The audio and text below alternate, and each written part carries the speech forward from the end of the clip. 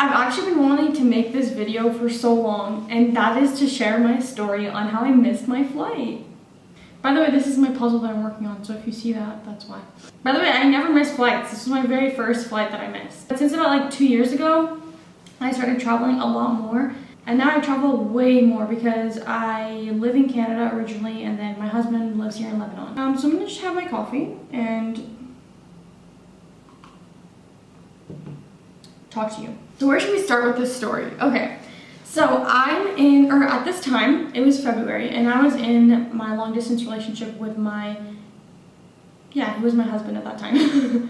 I was like, was he my fiance?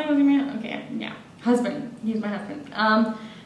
Still is, but okay. So yeah, I was in a relation. What am I saying? Actually, like, I had a break from my job because I used to work at a school for my internship year. It was like 12 days, something like that, where we were off of school. So at that time, it's not that expensive to fly internationally.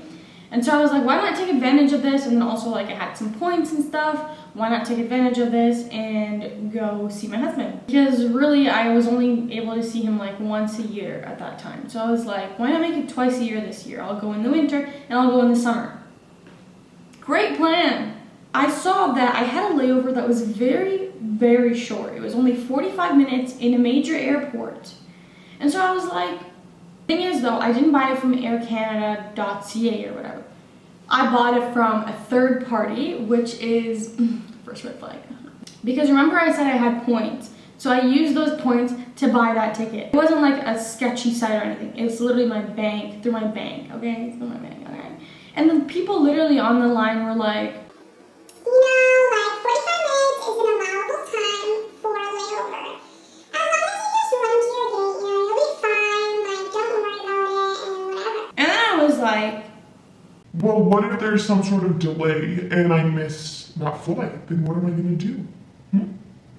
Is 45 minutes going to be enough still?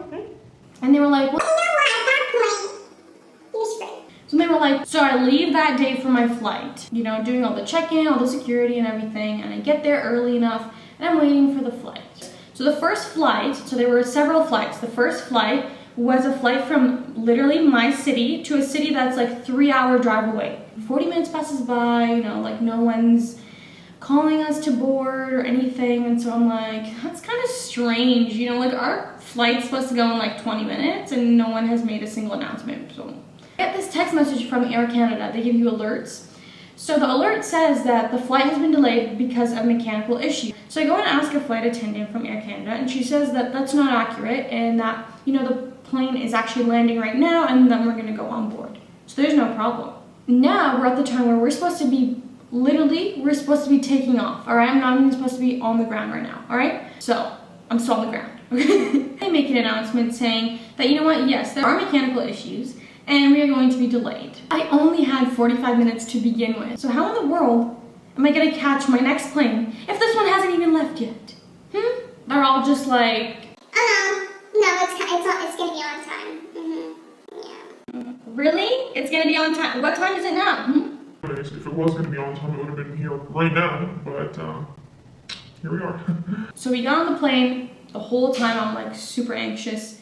We get to the next airport. As soon as they open the door to the plane, I sprint out of the plane. Me and this other girl who were gonna be on the same flight, we were running like right after each other. Thank God I didn't have a carry-on, but I did have my backpack. I was sprinting as fast as I could. I was wearing like a fleece hoodie, and let me tell you, it was wet by the end of that, all right? I was sweating buckets. We literally jumped over couches in the airport. Like, we were just like, I don't even care what's in my way, I'm getting on this flight. There was somebody standing there saying, they were like, London passengers come to the customer service area or whatever. And I knew at that point they were gonna make us miss the flight because like it was very fast, but I connected the dots and I was like, no thank you. I literally ran right past him and just kept running, me and that girl. And so we were like, if we have a chance to try, we're gonna try, like, you know? And so we get all the way to the gate. It's not closed. There are like flight attendants there, but there's no people there. And I see the plane outside on the right. It still hasn't even moved yet. It's still there. Like the whole connecting part of the plane is still there. Everything is there. They're still there, you know? As soon as I saw it, I was like, yes, please, God, please. So then we get there, we're on the counter, we're like, we're passengers that are going to London, please, like, let us on the plane. Like, the guy was like, okay, give me your passports, your names, your boarding tickets, whatever. We give it to him, and then he calls whoever's on the plane, and he tells them, I have 5 passengers here that are supposed to be on this plane, and, like, they need to get on and stuff. He hangs up the phone, and at this point, I'm like, okay, like, we're gonna make it, like, you know, no. He turns to us, and he's like, I'm sorry, I can't let you on the plane. And we're like, why not? Like, why not? It's right there, I see it. They said that we can't get on the plane because the gate was officially closed and because they took our names off of the list. They took our names off of the list. We were all so pissed off because like it was still there. And so basically he told us that we couldn't get on the plane, final word, and that we would have to go with this representative of Air Canada downstairs to the bottom of the airport. We're gonna have to go through security again to leave, and that they would take care of us. He was like, there was somebody saying that as soon as you guys came off the airplane, and he was holding up a sign, and he was saying that London passengers should go with him, and you guys just did not pay attention at all. You just deliberately went past him, and this is unacceptable. And I'm just like, It's like, oh my God, for running past the person who was telling me that I'm gonna miss my flight. Well, my flight's actually still here. Okay, my God. So basically he informs us that he's gonna get us on the next flight to London. So we were like, okay, like maybe there's a silver lining here. There's only 1 flight per day. So we're gonna have to wait until the very next day at night to leave.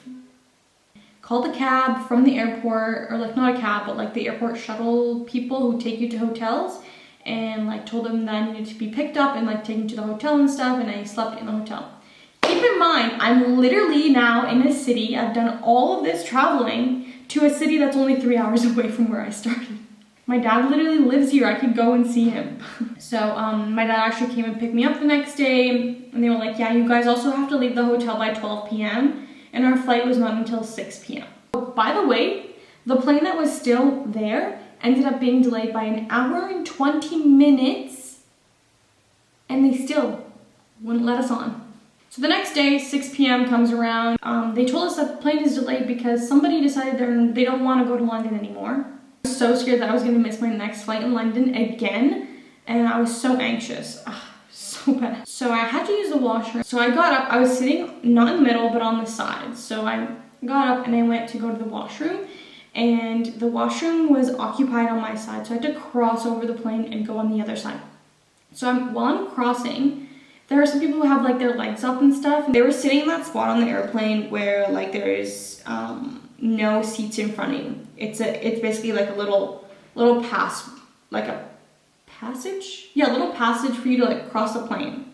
So you know when you like approach someone who has their legs up, who's obviously awake, they're gonna see you and they're gonna like put their legs down. Or you can say like, excuse me. But like if they see you, you would assume that they're gonna put their legs down. So I went over and their legs were like still up, and so I was like, that's so weird. I'm like I'm right in front of you, like I'm trying to cross, like can you put your legs down? And so they didn't. Like I looked at the person and they didn't like put their legs down, so I was like, whatever, I just went over their legs. And so I went to the washroom, and as I was coming back, I had to cross those same people again, and I'm going across, and the guy was like, no, you're not crossing from here.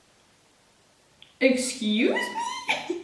What just came out of your mouth? Excuse me? I literally said, excuse me, and then he was like, last time you walked by here, you stepped on my foot or something like that. And I was like, that's news to me, and my foot, because like, we don't remember that.